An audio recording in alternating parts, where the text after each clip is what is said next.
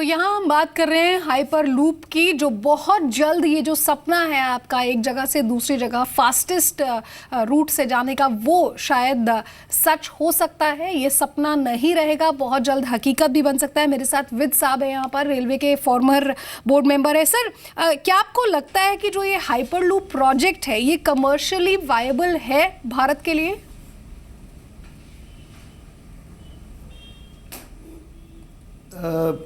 आज की एनवायरनमेंट में तो नहीं, क्योंकि देखिए इनिशियल लीवरेजिंग करके फंडिंग कर देना एक एस्पेक्ट है, पर ऑपरेशनल कास्ट को कब तक लॉसेस में चलाना, क्योंकि इसकी टोटल कैरिंग कैपेसिटी या टोटल नंबर ऑफ पीपल कितने ट्रांसपोर्ट हो पाएंगे 24 घंटे में, उस चीज़ों से कुछ पता लगेगा। उसकी डिटेल ये रॉबर्ट लूप साहब शायद दे सकते हैं।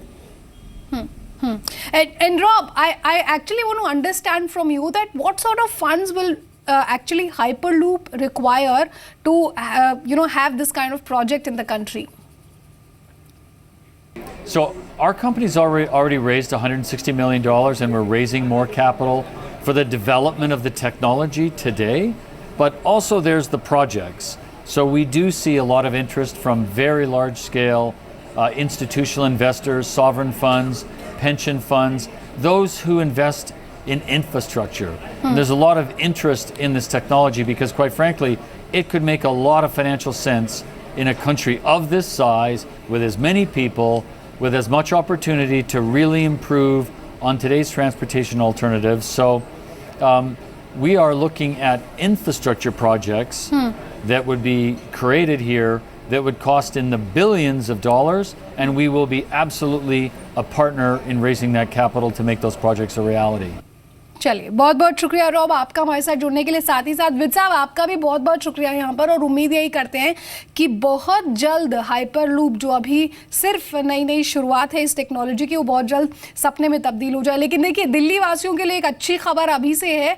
अब दिल्ली एनसीआर में आप कहीं भी सफ़र करना चाहते हैं, घंटों का जो आपका सफ़र है अब आप मिनटों में तय कर सकते हैं। बिल्कुल, दिल्ली के रोहिणी में देश का पहला हेलीपोर्ट शुरू किया गया है, जहाँ से फिलहाल दिल्ली दर्शन के लिए हेलीकॉप्टर उड़ान भरेंगे। लेकिन जल्द ही आप यहां से ऋषिकेश, देहरादून, शिमला, मेरठ, आगरा सहित तमाम जो मशहूर धार्मिक और पर्यटन स्थल हैं उनमें पहुंच सकेंगे सिर्फ चुटकियों में हेलीकॉप्टर से उड़ान भर के। देखिए हमारी ये रिपोर्ट। दिल्ली में होगा आपका सफर आसान, ट्रैफिक से मिलेगी निजात, मेडिकल इमरजेंसी में जल्द पहुंचेंगे अस्पताल। दिल्ली के रोहिणी में शुरू हुए देश के पहले हेलीपोर्ट से आपकी जिंदगी आसान होने वाली है।